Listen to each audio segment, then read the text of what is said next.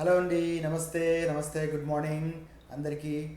So రీసెంట్గా నాకు మన సోషల్ మీడియా పోస్ట్లో వాటిలో కొంతమంది మంచి వెల్ విషర్స్ ఫ్రెండ్స్ ఏమన్నారంటే ఒక short video about the recent viral trending of cockroach Janata party గురించి చేయమన్నారు. సో దాని గురించి ఒక కామన్ మ్యాన్కి అర్థమయ్యేటట్టుగా అండ్ దానివల్ల మనకు ఉపయోగమా నష్టమా అసలు ఏంటి అనే దాని గురించి డిస్కస్ చేద్దాం.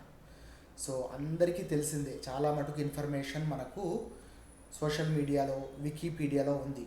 సో ఇది ఒక వైరల్ ట్రెండ్ అయిన ఒక సెన్సేషనల్ న్యూస్ లాంటిదన్నమాట.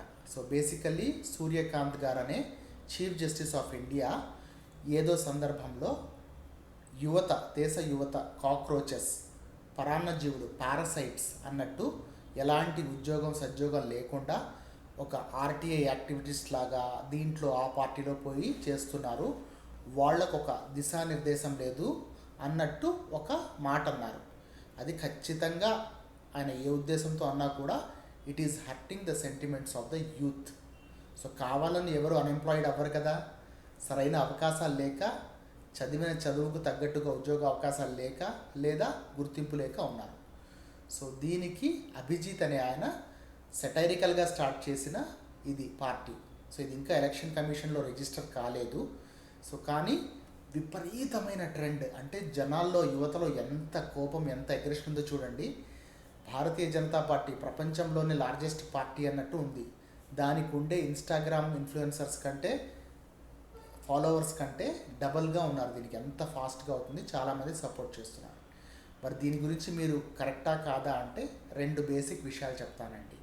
ఒకటి, ఎలాంటి సోషల్ మూమెంట్ కానీ అవి కూడా ఒక మంచి ఇంటెన్షన్తోనే స్టార్ట్ అవుతాయి.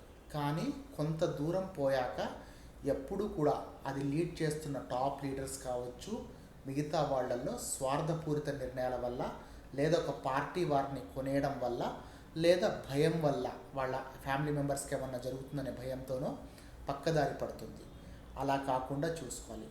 ముఖ్యంగా ఇంతకు ముందు కూడా మనకు కొన్ని ఉద్యమాలు అయ్యాయి, ఇండియా అగెన్స్ట్ కరప్షన్ ఇట్లా అని. కానీ వాటి ఫలితం కొన్ని రోజులే ఉంది, మళ్ళీ ఏదైతే కాకూడదు అనుకున్నామో అదే జరిగింది. సో ఇలాంటి ఉద్యమాలు కూడా అలా నీరుగారిపోకుండా ఒక సరైన పద్ధతిలో జరగాలి. ముఖ్యంగా యువత ఎప్పుడు కూడా దీన్ని ఆవేశపూరిత నిర్ణయాలు తీసుకొని సంఘ విద్రోహ చర్యలు కానీ వ్యతిరేక చర్యలు కానీ ఎప్పుడూ చేయొద్దు. Don't cross the line, don't try to make conditions which will not be against the law of the country. ఎందుకంటే ఇట్లాంటి ఇష్యూస్ ఎప్పుడైతే అవుతాయో మెయిన్గా బాధపడేది, ఏమన్నా ఇట్లాంటి వాళ్ళ మీద కేసెస్ జరిగినా ఇంకేమైనా అయినా కూడా ముఖ్యంగా ఎఫెక్ట్ అయ్యేది ఆ యువత. ఉడుకు రక్తం అంటాం కదా, బాగా వేడి మీద ఉంటారు ఆ యువత, వాళ్ళ తల్లిదండ్రులు, వాళ్ళను నమ్ముకున్న ఫ్యామిలీ, వాళ్ళ ఫ్రెండ్స్.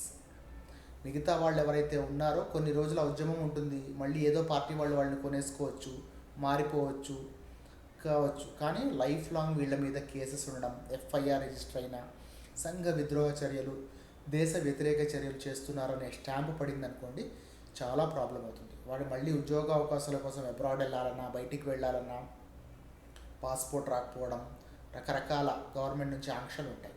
కాబట్టి సంయమనంతో సరైన పద్ధతిలో ఆవేశం కాకుండా ఉద్యమాన్ని కరెక్ట్ డైరెక్షన్లో చేయాలి.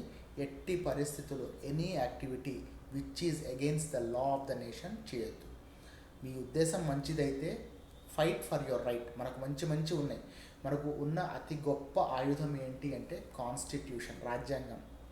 అదే లేకపోతే ఇప్పటికల్లా రాజకీయ నాయకులు అసలు నిమ్న వర్గాలను, మైనారిటీలను అందరినీ, ఎవరైతే ఉద్యమం చేశారో అందరినీ తొక్కి పడేసేవాళ్ళు. అది ఉంది, మనకు రాజ్యాంగం ఉంది. సో రాజ్యాంగం is our Bible, is our Quran, is our any Gita. అదే మనకు అత్యంత పెద్ద ఆయుధం. దానికి లోబడి చేయండి.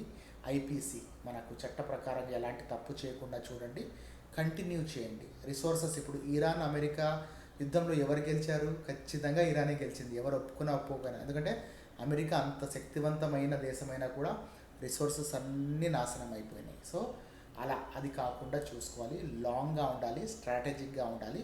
ఎట్టి పరిస్థితుల్లో ఐ రిపీట్ ఇట్ అగైన్, నేను చూసాను దగ్గరుండి చాలామంది ఉద్యమకారులు నాశనం చేసుకోకుండా చూడండి. I wish this continuous in the right direction. గవర్నమెంట్కి సరైన మెసేజ్ వెళ్ళాలి. It should be a long lasting battle, ever battle. ఎప్పుడు కూడా ఉద్యమం కావచ్చు, ఏదైనా కూడా it is a dynamic continuous process.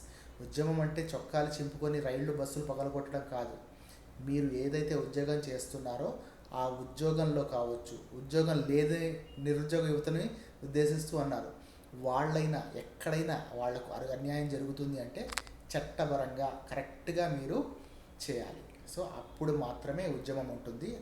Fight for your right in the correct direction with abiding by the rules of the nation. I hope యువత దీన్ని ఆదర్శంగా తీసుకొని చాలా మంచిది, నాకు చాలా హ్యాపీగా అనిపించింది. సో ఇంత మంచి అంటే గవర్నమెంట్ మీద కావచ్చు, ఇప్పుడున్న మనకు పెట్టుబడి వ్యవస్థ మీద, క్రోనిక్ క్యాపిటలిజం ఎంత కోపం ఉందన్నమాట వాళ్ళకు. ఇవన్నీ కూడా we have to fight in the right direction. And yes, ఇంక్విలాబ్ జిందాబాద్.